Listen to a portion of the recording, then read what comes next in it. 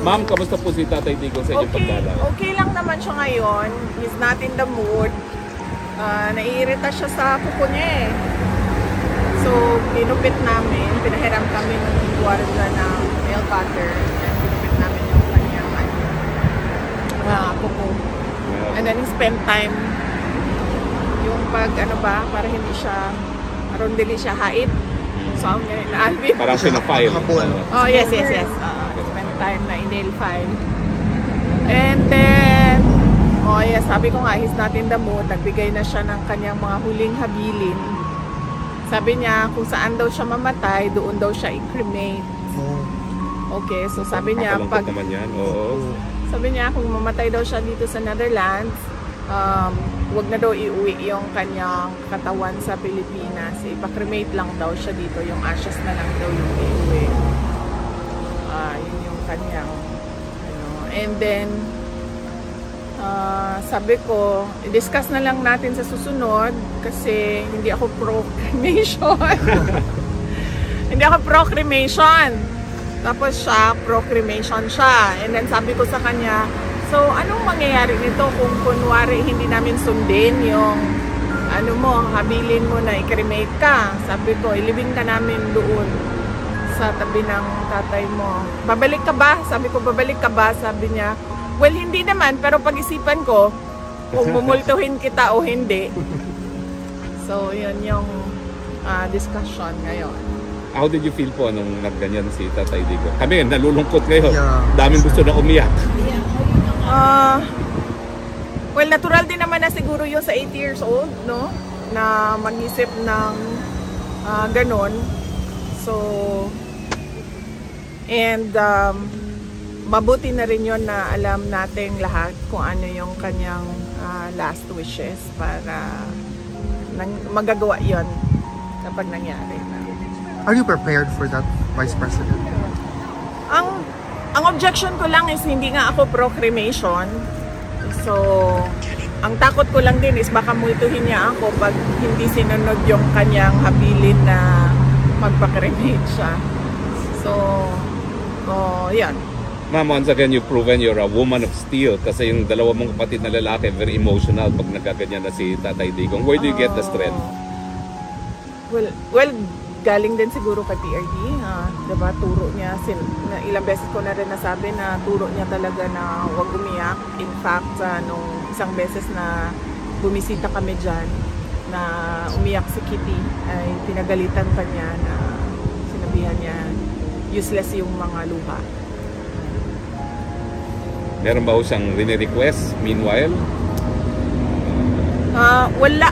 Yun, yung pagputol ng kuko niya, ni-request yun. And then, yun lang naman. Yun lang yung request. Kanina, nag-request siya ng Coke Zero naman.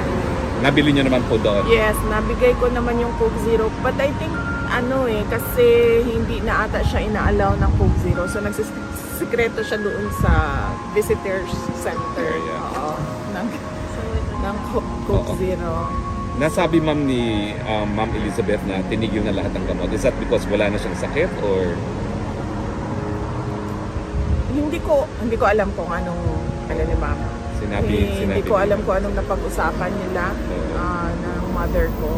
Hindi din namin napag-usapan din kasi kanina yung kanyang health.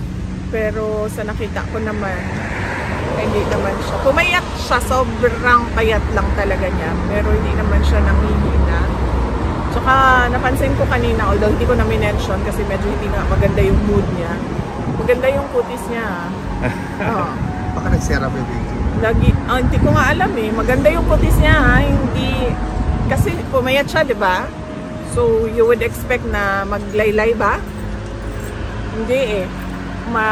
Tight yung para siyang nagultera eh. Firm yung, tight yung kanyang dito, tsaka firm. Tapos yung kanyang wrinkles nandito lang sa noo eh. Pero ma'am, yung picture parang dyan, may skincare siguro sa loob na hindi natin alam. Ma'am, yung picture hindi na yun ganun siya kaano? Hindi na. Ma'am, would it be possible for the Filipino people to even have a glimpse through a picture kay PRRD, ma'am? We will ask the lawyers Oo, if that is even allowed.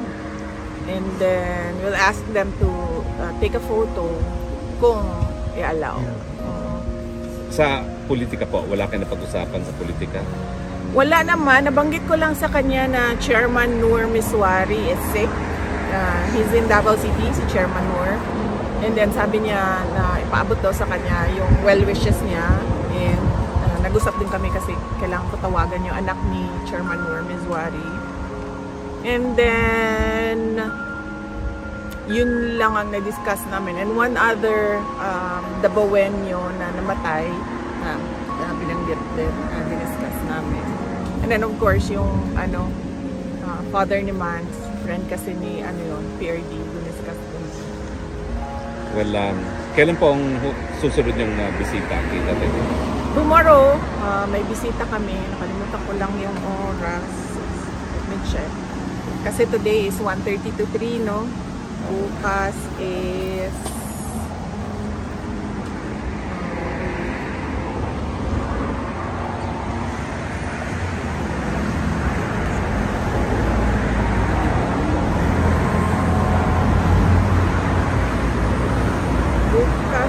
ay alas 2. 2 o'clock. 2 to 3:30. Ay, sorry, Wednesday, no? Wednesday. 3 to 4:30. 3 to 4:30. So late tayo bukas po. July 9, no? Tama ba ako? July 9, yes.